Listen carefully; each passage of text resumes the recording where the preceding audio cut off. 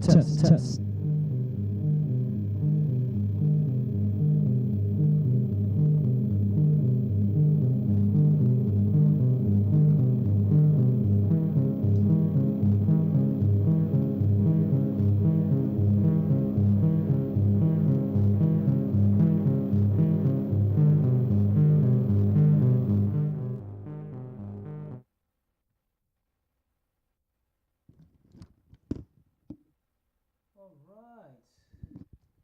Hello.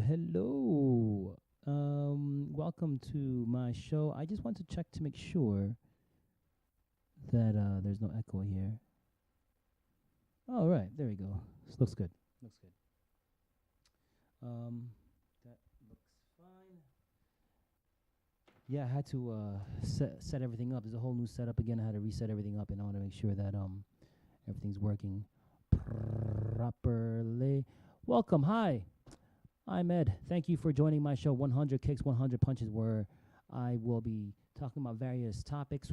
Meanwhile, throughout the show, doing 100 kicks and 100 punches. What topics will I be discussing, you may ask? Well, these topics will vary throughout the course of this evolution of the show, but primarily will be my journey through self-financial education, as well as my immersing myself into cryptocurrency and the technology of it, and hence using that in my daily life. None of the material on this show is for financial or physical fitness health advice. I am not a financial advisor, nor am I a professional physical fitness trainer. So yeah, how you been? It's been a while. Yes, it has been a while because 2 weeks ago I was in London for most of the week. Right when I arrived in London, that was the day Takeoff from the rap group Migos was unfortunately killed.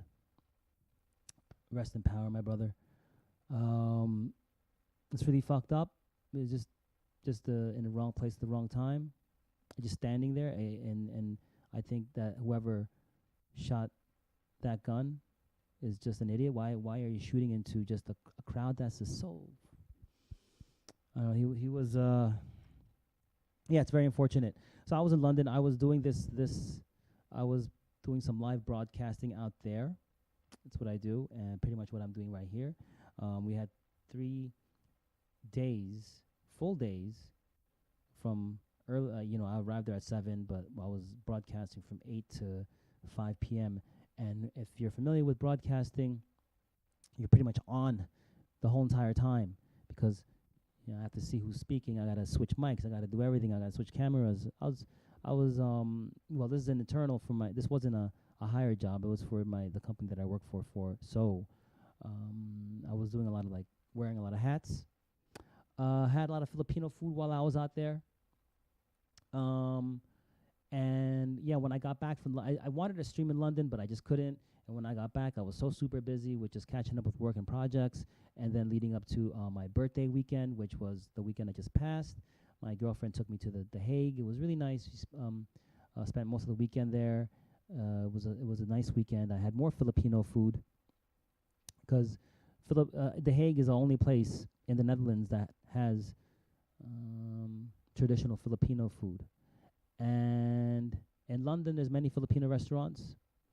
And as a matter of fact, I was very surprised. Romello's out in Hammersmith, London. It wasn't traditional. It was a bit more modern. But I gotta say, it was freaking amazing. Freaking amazing. There's a chicken adobo right here.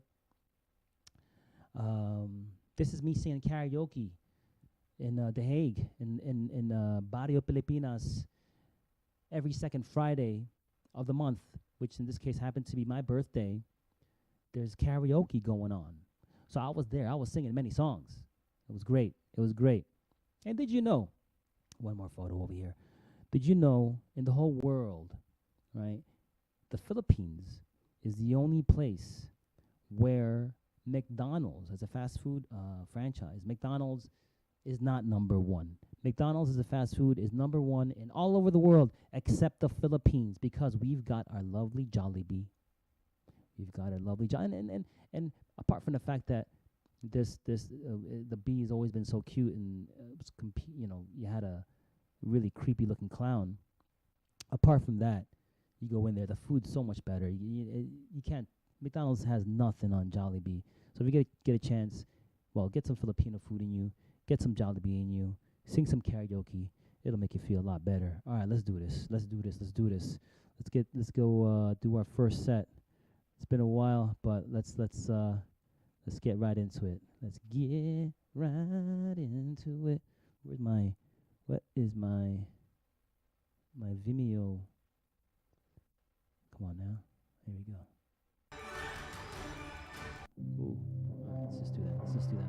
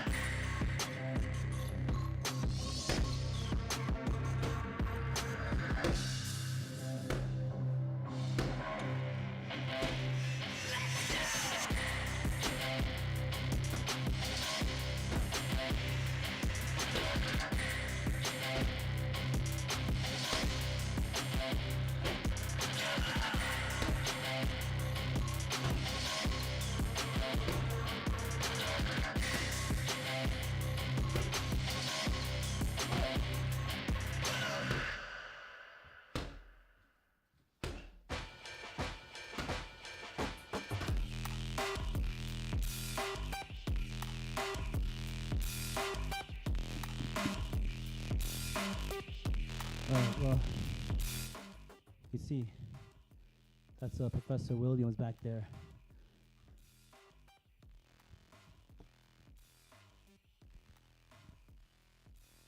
That's Professor Williams. He's, I don't know if he's sleeping. No, he's up. You know, since they just finished my balcony just last week also, but it's still a bit of a mess. Still got a lot of cleaning. So that's Professor Williams. I'm gonna try to put something more engaging in there, like Professor Williams, or and the Bitcoin 1 minute chart. All right, let's continue. But what's the big news? The big news is it's game over for FTX and Sam Bankman-Fried. This fucking guy.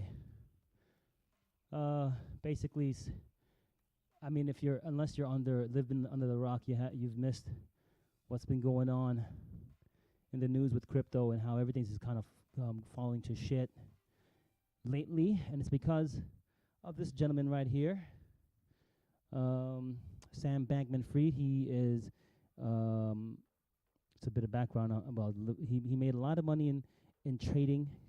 Had some trading bots. He became a billionaire. Then he started his company FTX. Then he was, FTX just came out of nowhere and was just just blowing up. They bought a stadium. They offered a ton of money to the Democratic Party. They were just buying everything. But then it turns out when people looked into it, what we got to do here. If you go to, and it started happening while I was in London. If you go back here onto Cointelegraph, they have a layout of, it's still happening right now. This contagion is happening. So much is going on because of this. But it all started when they realized, because he has also this company, Alameda Research, right? And basically, I'm going to try to keep it simple here because all the information is out there. I'm not going to go out there and report everything. There are other people reporting it much better than I can. But the gist of it is, they were basically printing FTT tokens. That's the token for FTX. They were just printing that and using that as collateral. So it's like, you know, I'll print a bunch of FTT tokens out of thin air, and now it's, you know, that's worth some $1 billion. Now I'm going to give it to you. Now you invest that into, you know what I mean? That's how it was happening. And as it turns out, you know, I mean, it looks like they were using customer funds.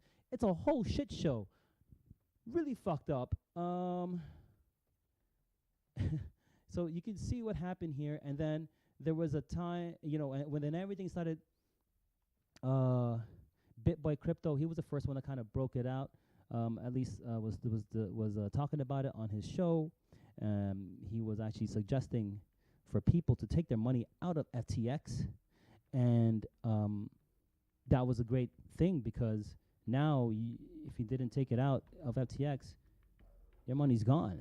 That's gone.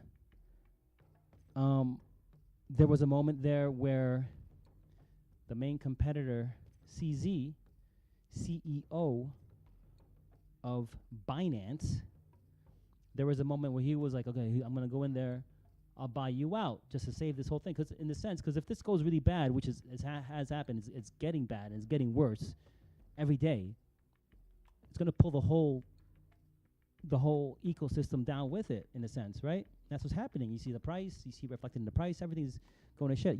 And then you hear other people. I have my cousin calling me, and he's older and he has nothing to do with crypto. He's calling me like, hey, I heard all this news on crypto, because it's all over the place. It's really bad right now. And I was like, yeah. He's like, are you losing money? And I'm like, yeah. I'm not losing money in FTX, but the whole everything's down. Everything was already down, and now it's even worse thanks to this guy. So Binance was like, okay, you know what? I'll buy you out, save you, right? But I need to do our due diligence, right? Within 24 hours, he was like, no, fuck that. I'm staying clear of this. I'm not gonna buy your mess, right? So, you know, that was it. That was it. He just he backed out. And you know, no more free ras for you, what man? Yeah, that's it. But and the thing that you know, there is one silver lining that's coming out now. Binance was like, okay, you know what? This is bullshit. We need to really have this whole term now. Proof of reserves is going around now. A lot of exchanges, crypto exchanges, are having to prove where the capital is at, where the customers. Investments are, et cetera, everything they have, which is great. And this is what blockchain technology is bringing to our society, is a transparency, right? I mean, ultimately, well, first I want to point out the fact that one of the biggest problems here is this is a centralized entity, right? Blockchain, in its best conception, is decentralized. That's what's so great about it, right? No one person, one entity can control it, because it's spread out. It's decentralized, and there's a ledger there. Then there's complete transparency, right?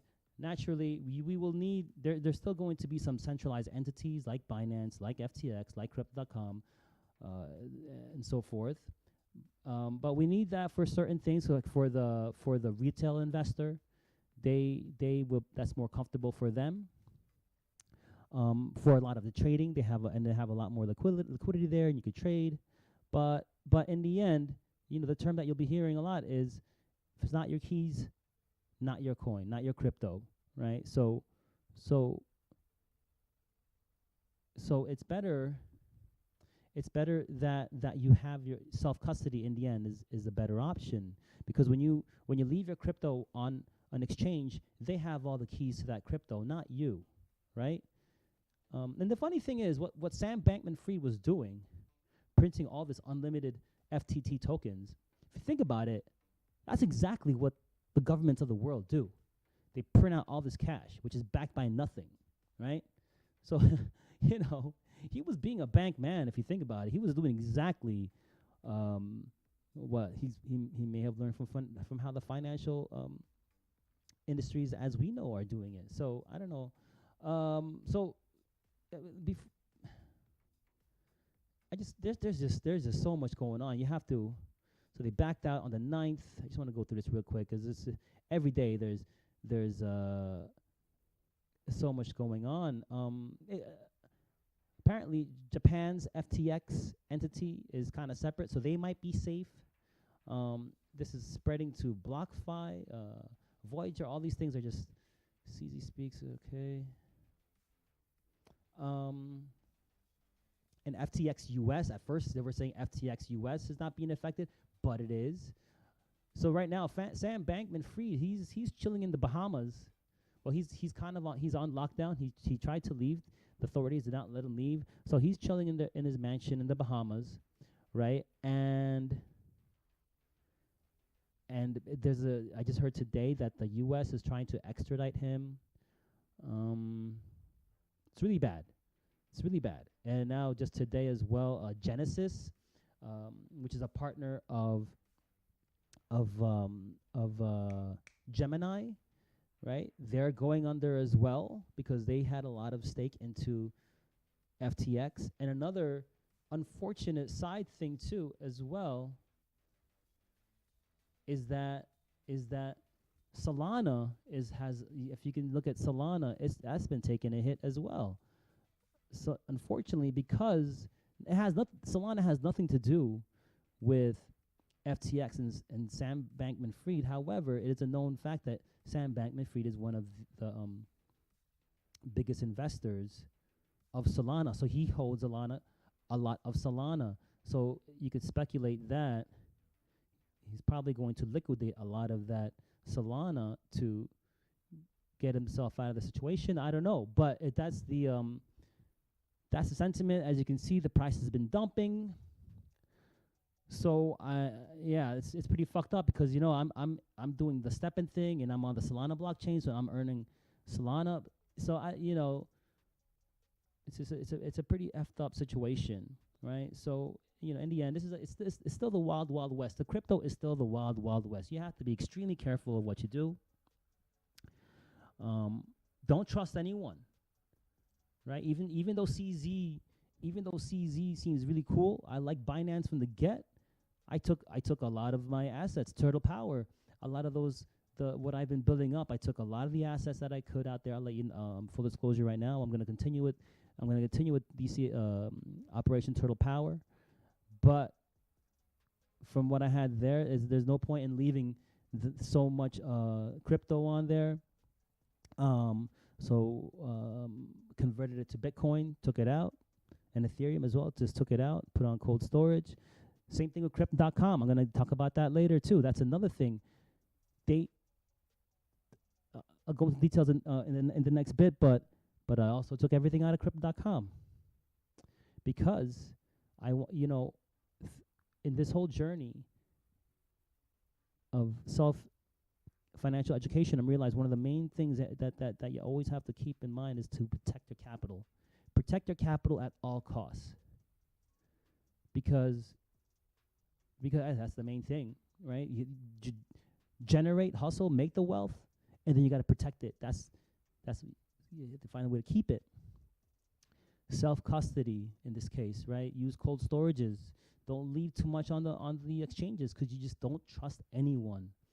And in this really really bearish times, again, this is where you should just continue. Don't get out of it. I mean, not financial advice again. If you want to get out, this is too much for you to get out. But I would say that this is the bullshit that we got to get through. So it's best just to continue. If you want to sit on the sidelines and just continue to build and grow, that's what I would suggest. That's what I'm doing. Just continuing to build overall because I do believe in this technology in this space. All right, so let's get it.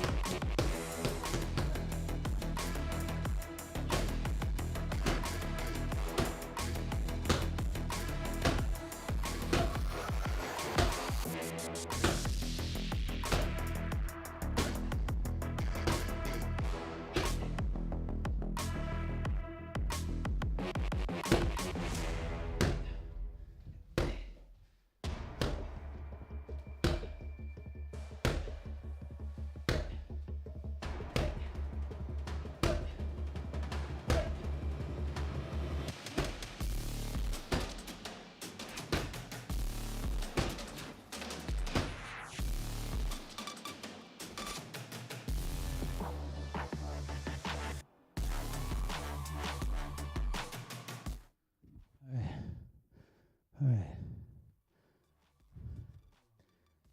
Okay, all right, some London notes. Some just takeaways while I was out there. First of all, I was so busy with these long days that I actually missed my run one day. Because, you have all these events, and afterwards, you're with your teammates, you're having dinners and everything, some drinks. So there was a one day that I missed, but that does accounted. So I have a new record at 74 days of continuous running every day, consecutive, every day for 74 days. That's my new personal record in my life. And since I got back from the day, and that doesn't include the days I was running in Greece, because I know when I was in Crete, I was running even before I had Step In, but I was so excited. By the time I landed in Greece, I ran, and I ran every single day until that one day in London, but which is okay, because a couple things. First of all, you need to take your breaks when you're doing something physical. I mean, like, I get really into stuff, and I forget to take breaks, but it's important, because now, when I took that break, when I got back, I get that new refreshed feeling. I always feel stronger even, right? Because it's like you just kind of have to level out, right? And you have to get back to that baseline to see where you're at. And if you're consistently like taking no breaks, you're just kind of building, but you never really make a baseline. So it's good to revisit that baseline, and you get to really feel like, oh shit, I feel pretty damn good. This is not as hard as it was, right? Also with Step In, I also realized there was one evening, I think it was the second night, I didn't want to miss another day of running, so I got back after having like drinks, dinner and drinks with friends.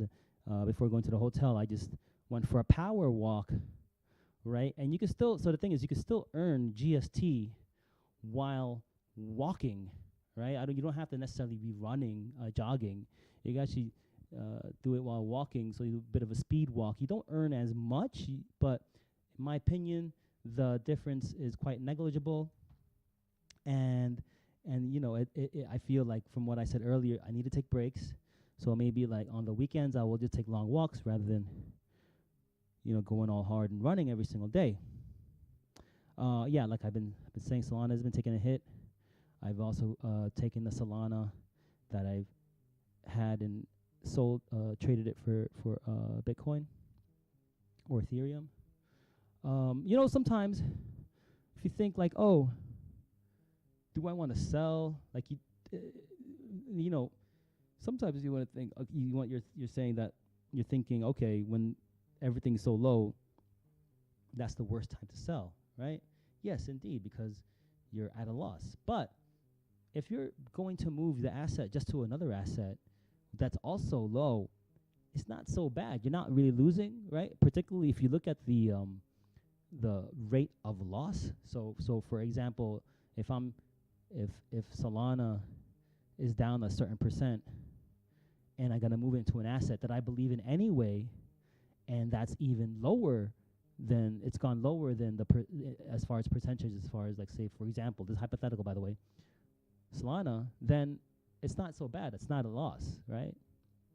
Okay, if I sold Solana and exchange it for a hard asset, like I liquidated it and bought clothes, for example, right? Yeah, that would be a loss because now you liquidated it. But if you're just moving into another asset, right, who that's lost as much, it's not a bad thing.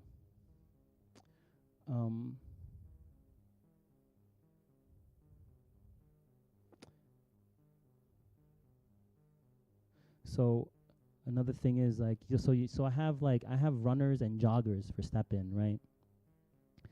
And the thing is, the jogger is kind of like, a nice, you could do a nice jog with it. You can do a little bit faster too, right? But if you go too fast, then you kind of go out of the range where you're generating GST, right? Now runner, you kind of have to, what's the speed on this? I think 8 kilometers per hour. So you gotta keep at a nice run, right? And you have to keep at it for consistently. Now that might be it's a bit harder than it sounds because you have to keep at that level at a consistent rate for a long period of time. Especially someone like me, I'm quite short. I don't have long legs. If you have long legs, maybe it's easier, but for you, but for me, I really have to push hard. But before I went to London, it was getting to a point like, yeah, this was pretty hard. So I was using my joggers more.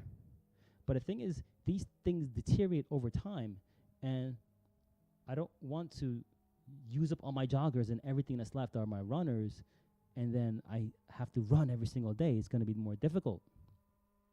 So it's better for me to use the harder one as much as possible now, right? Which would be the runner. So my point is now feel a bit stronger. It's like I'm this whole thing with the whole physical thing where you just kind of have to get yourself to a level, and it's like conditioning, and just make that the new norm. You build these habits, you make that the new norm, and you just build from there. And I made this chart right here. Take a look at it, where it's similar to like stock market sometimes, where it's like, okay, here, this is where I'm like running every day. Okay, take a break. Ooh. And then you run, and then you kind of build a new baseline. And then exercise. Okay, build a new baseline, and then that's the way I look at it. You build, make this the new norm. Come back, and then come again, and then over here, some days, okay, your friend calls you up, you hang out, you get crazy, you go drinking, binging, the whole thing. Boom, big drop. Eating a bunch of stuff, big drop, right? Oh, you feel shitty for the weekend now. Oh my God. But you know what? That drop is still higher than where you were down here. So it's like you build this up, and you could allow yourself to drop. So sometimes, like on my weekend, I ate whatever I want. I ate so much marzipan, so much chocolate, so much Filipino food. I don't give a fuck. I eat whatever I want on the weekends. Actually, on any weekend, I could take that drop because I built myself up. These are some photos I took during my run. All right, what's next? All right, let's do this.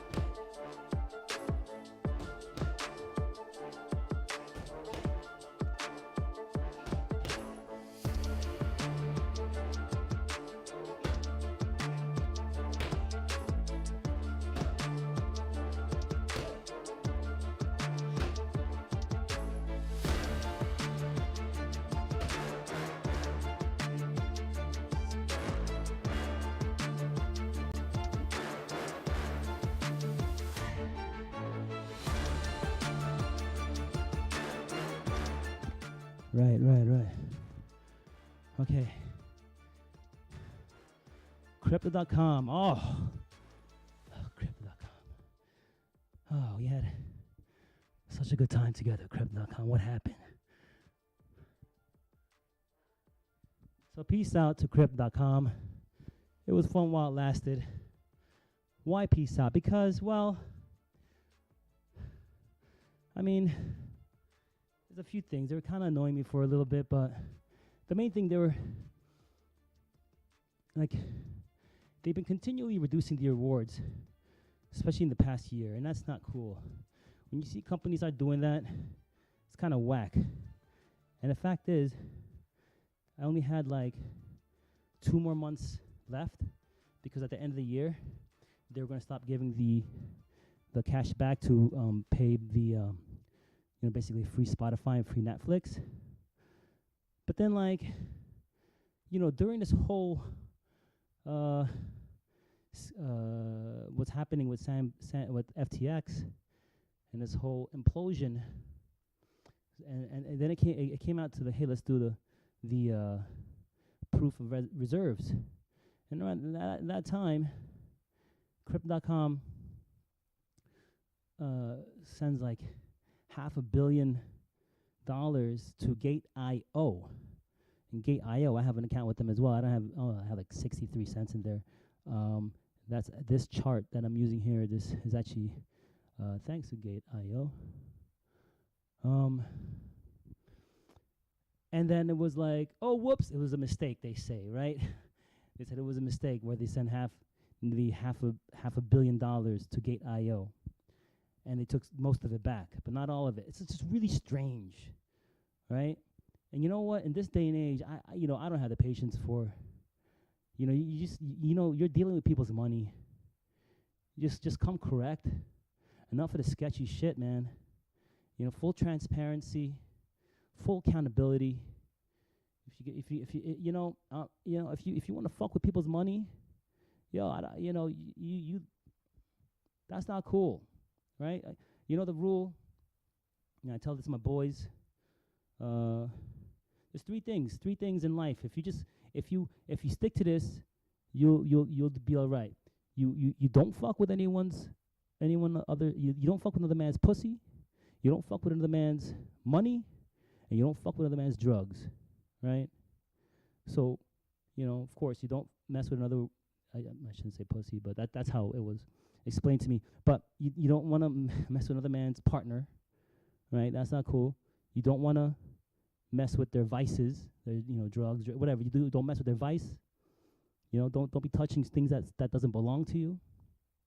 And you don't mess with how a person, don't mess with any man's hustle, their money, how they make money, or whatever.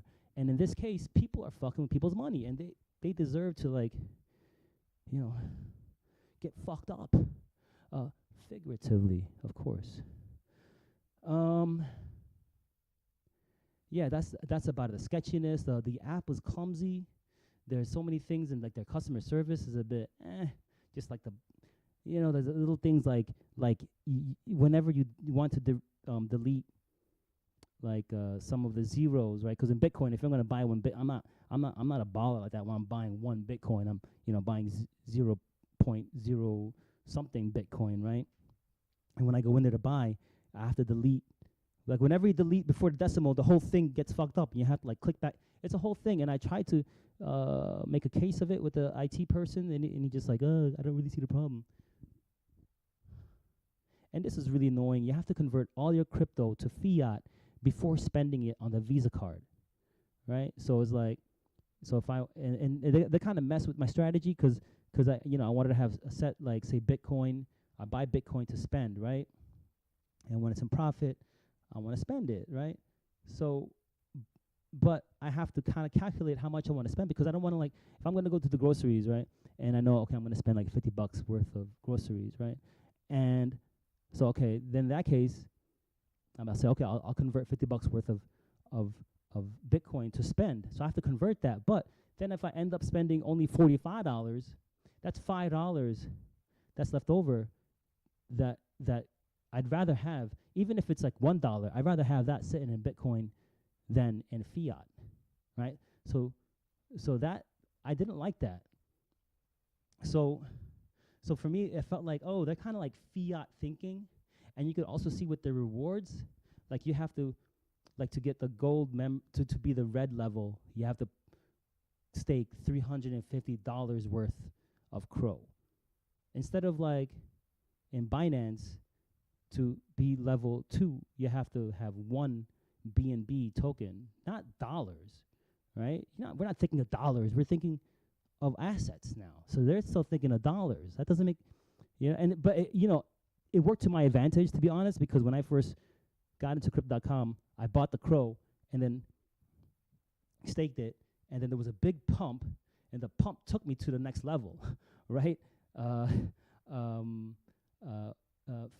Dollar-wise, which is what enabled me to get to the green level, right? Because I'm not going to put $3,500, off the get on this. Thank God I didn't, because Crow tanked. since recently. And so yeah, that's you know, all these things. So you know, and all kind of like what's going on in the news. Again, I don't trust it. Even though it was only a few $100 left because it was tanking, I just took everything out. But I still have the card. It works. But in in comparison to the Binance Visa card, which I'll get back because right now my son's using it, so I can't wait to get that back. Even with zero holdings, you will receive 0.1% cash back, right? As opposed to now on my Crypto.com card, and when you have zero hold, you get zero. You get nothing. There's no reason to actually use the card now. As opposed to this, there's still a reason if you're not holding, and you get 2% cash back with one BNB. And you could spend assets directly without having to convert. This is what I like. And the thing is, their spending portion, you could put Bitcoin in there and tell it, okay, spend the Bitcoin, and you could actually have other assets like in your spot wallet as a backup as well. And also, you can move funds back. So if I put Bitcoin there in the spending section, I can move it back into the spot. You know, you could easily transfer back and forth. Unlike Crypto.com, where once you put it in the fiat portion to spend in your Visa, you can't move it back anymore. That's it. So Binance, you know, for me so far, is the way to go. I've always been liking Binance from the get, just the interface and the user experience. So I've always been there, liking Binance. However, so I had this whole video planned out, right, before all this happened. That because of the situation. And again, I'm the kind of guy I like to adapt to the situation and make it work for myself. So in this case, I was like, okay, all right, I'm gonna like have to calculate now the amount. Hold on. I have to calculate the amount that I'm going to spend exactly, because again, I don't want to overchange. I don't want to convert more Bitcoin that I need to. So what I've been doing lately, I go when I go to the groceries, like in this case, I just wrote down everything and calculated everything, and I got it down to the cent, right? Which was cool, right? But I go. Oh, this was supposed to appear. All right, anyway. So this marzipan for 169. This is when I was doing it. When I get home, I realize here that they had charged me 189. 189. That's 20 cents. And I'm like, whatever, right? But then I know, you know what? I was making this video for this to show, because I wanted to show to the audience how I'm doing this, adapting new habits and new ways of spending while using crypto in my daily life, right? So I said, okay, you know what? It's 20 cents. That's about 1 kilometer running on Stepin. So you know what? I ran back there the next day, and I showed him, the card there and my receipt, and the guy probably thought I was crazy, but I got my 20 cents back, right? And also another thing, this was in Vomar. Meanwhile, Dirk van den Broek got the same thing for 159. They got it cheaper than they do in Vomar. So where else are you gonna get that kind of alpha? Not in any other channel, right? So that's one thing. But then the next day, you would think, all right, whatever, there was a mistake. And now that I'm doing this, now I'm gonna keep doing this. The next day, I go to Dirk van den Broek, right? And okay, I like this Crucially chocolate syrup. I love it, right? $3.15. Okay, cool. That's a good price. Took it. Boom. Scans for $3.58. So that's 43 cents. I mean, that's like a third of my step-in run, right? And so then I called the guy up. He came over and checked it out. It was a whole thing. They had to call like 2 other people, and they had I had to go to a different line. They had to manually do it. But that's the whole point I'm trying to make here is like, watch the price. Watch the price because of everything, right? Not just your groceries, but just look at the price. Like, look where, now I'm getting to the habit of I don't want to pay premium for anything, right? Not for Bitcoin, not for for Tesla stock, not for cereal. I'm looking for the bargain prices, and I'm also looking for not to be cheated on, because you know what? Fact is, and this is what really pisses me off, is yeah, everything's gotten so expensive, right? Especially in the past year, and yet, you know, they're still gonna like lie in my face, and yeah, this is probably an accident, but how many people didn't catch this? How many times have I not caught this when things like this happen? How often does this happen? I don't know. So that's my point. Like now, thanks to that situation with Crypto.com, I am going to be more conscious. Like I'm going to start doing this. Just add it all up because, yeah, I want to know what I'm paying for. I don't want to get cheated on. All right, let's do this. Let us do this. Let me go back to my, there we go.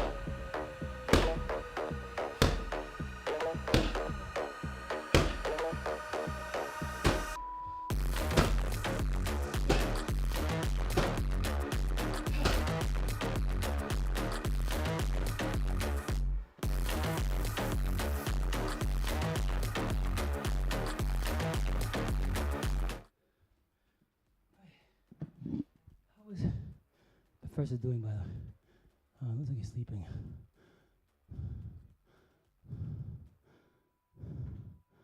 Okay. All right. Almost there. How many is that? 3 or 4? I don't know. Oh, that's it.